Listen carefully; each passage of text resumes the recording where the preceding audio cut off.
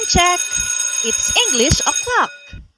Ang pag-aaral ng English upang madaling matutunan, bakit hindi natin simplihan? Halika! Manood at makinig sa English Teacher ni Juan! Kung bago ka pa lang sa channel na to, huwag kang matakot. I made learning English easy for you. Please like, comment, and subscribe. At pakishare mo na rin sa iba para marami pang mga Juan na gaya mo ang matuto.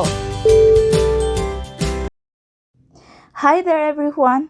Today, let's talk about the different types of conflicts in narratives. For this lesson, this is our target learning competency. Analyze literary text as expressions of individual or communal, focusing on its structural context. And these are the learning objectives. Define the literary elements of conflict, determine the different types of conflict in the assigned text for reading, and illustrate the different types of conflict provided in the assigned text for reading. In the previous lesson, we talked about characters as well as the plot, which are both very essential parts when analyzing a literature. Character is a very important element in a story. Characters are what make stories, and without a character, there is no story to tell. While the plot is the sequence of events that make up a story, whether it's told, written, filmed, or sung. The plot is the story, and more specifically, how the story develops, unfolds, and moves in time. Sa video na ito, we are going to focus on another essential aspect of literature.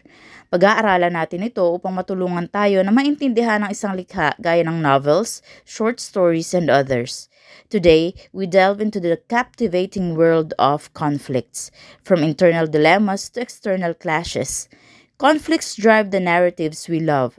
Join me as we explore different types of conflicts and their significance in shaping literary works. Conflict. A story cannot progress without a conflict. In literature, a conflict is a literary device characterized by struggle between two opposing forces. Conflict provides crucial tension in any story and is used to drive the narrative forward. It is often used to reveal a deeper meaning in a narrative while highlighting characters' motivations, values, and weaknesses.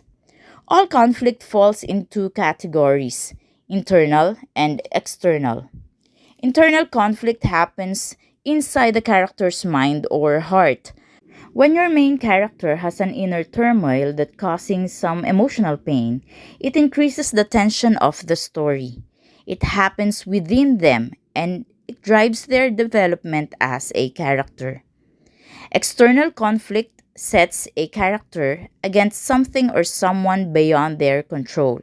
External forces stand in the way of a character's motivations and create tension as the character tries to reach their goals. Now, there are 6 main types of literary conflict. Many stories contain multiple types of conflict, but there is usually one that is the main focus. Number 1, character versus himself. This is an internal conflict, meaning that the opposition the character faces is coming from within. This may entail a struggle to discern what the moral or right choice is, or it may also encompass mental health struggles. A character battling inner demons, one who has an inner moral conflict, think of Hamlet, or is simply striving to become a better person, is in character versus himself conflict. Example, Katniss Everdeen in The Hunger Games must reconcile her need to survive in the battle arena with her desire not to kill another human being. 2. Character versus character. Also called man versus man and protagonist versus antagonist. This is the most common type of external conflict. It is clear and universally understood as a good versus evil story in which an ambiguous challenger opposes the main character. The heart of this type of story involves two characters with opposing outlooks, opinions, or goals.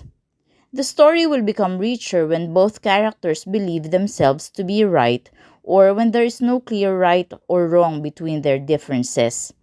In the Hunger Games, Katniss Everdeen must go up against other contestants in order to survive. It's her versus them. In The Wizard of Oz, Dorothy faces off against the Wicked Witch. Murder mysteries with the investigator versus murderer also are person versus person stories. Number 3, character versus nature. In a nature conflict, a character is set in opposition to nature. This can mean the force of nature like weather, the wilderness, or a natural disaster, and even against an animal. For example, in Ernest Hemingway's The Old Man and the Sea, the main character, Santiago, finally manages to reel in a fish after months and months of bad luck. He fends off sharks who are trying to steal his prized catch, but eventually they eat the fish, leaving Santiago with only a carcass. This is the essence of the man versus nature conflict. Man struggles with human emotions, while nature charges forth undeterred. Another example is in Life of Pi. The protagonist must face a tiger trapped in the boat with him. Number 4, character versus supernatural. Pitting characters against phenomena like ghosts, gods, vampires, or monsters raises the stakes of conflict by creating an unequal playing field. Supernatural conflict also covers characters like Harry Potter or Odysseus who have a fate or destiny and struggle to accept the sacrifices that come along with it. 5. Character versus technology. In this case, a character is in conflict with some kind of technology. When science moves beyond human control, conflicts of person versus technology develop. Examples: 2001: A Space Odyssey, Mary Shelley's Frankenstein, I, Robot, and Apollo 13. And lastly, character versus society. A character versus society conflict is an external conflict that occurs in literature when the protagonist is placed against the society, the government, an institution, or a cultural tradition or societal norm of some kind. Characters may be motivated to take action against their society by a need to survive, a moral sense of right and wrong, or a desire for happiness, freedom, justice, or love. Atticus Finch opposed his racist community in Harper Lee's To Kill a Mockingbird. The lottery's conflict between Tessie Hutchinson and the rest of the town. Tessie objects to the lottery system, stating it is unfair. The rest of the townspeople disagree with her, saying that everyone took the same chance and it is the tradition. In conclusion, conflicts serve as the catalyst for growth, transformation, and ultimately unforgettable stories. This will help us to have a better understanding of the story. So did you learn something today? Sure ako na hindi ka na nosebleed. If you want more of this video tutorial and learn English in a light speed, huwag kalimutang mag-subscribe at turn on ang notification button para updated ka sa mga bagong lessons. Ako ang teacher mo, ang English teacher ni Juan. Class dismissed!